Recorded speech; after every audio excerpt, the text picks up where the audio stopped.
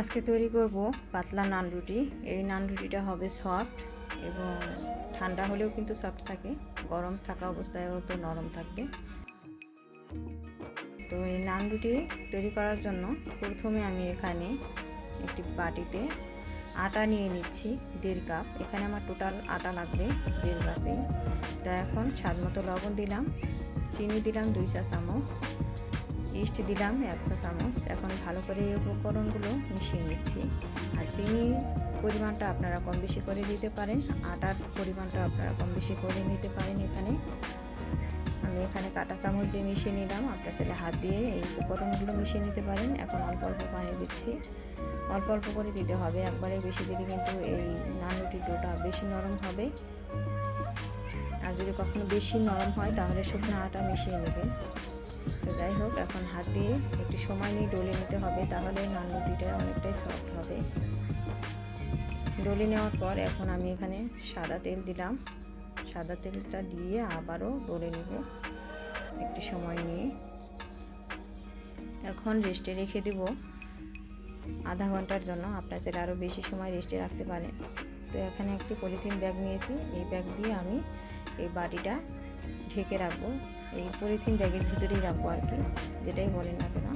আপনার ছেলে wrapping paper দিয়েও এই বাটিটাকে ঢেকে রাখতে পারেন বা ঢাকনা দিয়ে ঢেকে রাখতে পারেন, যাতে এই বাটির ভিতরে বাতাস না ঢুকে সেই ব্যবস্থা করতে হবে।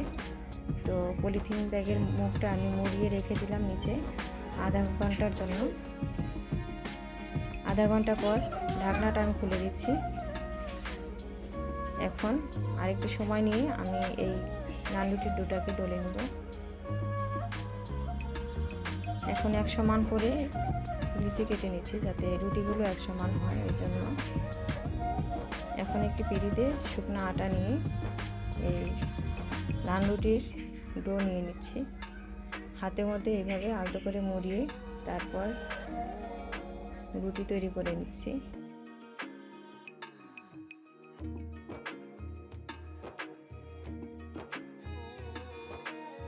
আর এই নান রুটিটা কিন্তু বেশি মোটাও হবে না, আবার বেশি পাতলাও হবে না, এরকম পুরো করে নিতে হবে। রুটিটা বেলে নেওয়ার পর চুলায় কড়াই বসিয়ে রেখেছিলাম, সেই কড়াই দিয়ে দিলাম আর হাতায় একটু তেল দিয়ে তারপর রুটির উপরে দিয়ে দিচ্ছি ব্রাশ করে, যাতে ইস্টের গন্ধটা এখন না আসে, ওই জন্য। আর অবশ্যই আপনারা এইভাবে তেলটা দিবেন, তাহলে ইস্টের গন্ধ কমে যাবে। এখন উল্টিয়ে পাল্টে ভেজে নিতে হবে। আর চুলার আঁচ অবশ্যই কম থাকবে, মানে মিডিয়াম থাকবে চুলার আঁচ এই সময়। তো এইভাবে আমি তৈরি করে নিলাম খুব সহজে পাতলা নান রুটি। আর এই নান রুটি আপনারা চাইলে গুড় দিয়ে, কলা দিয়ে, ডাল দিয়ে পরিবেশন করতে পারেন তৈরি করে।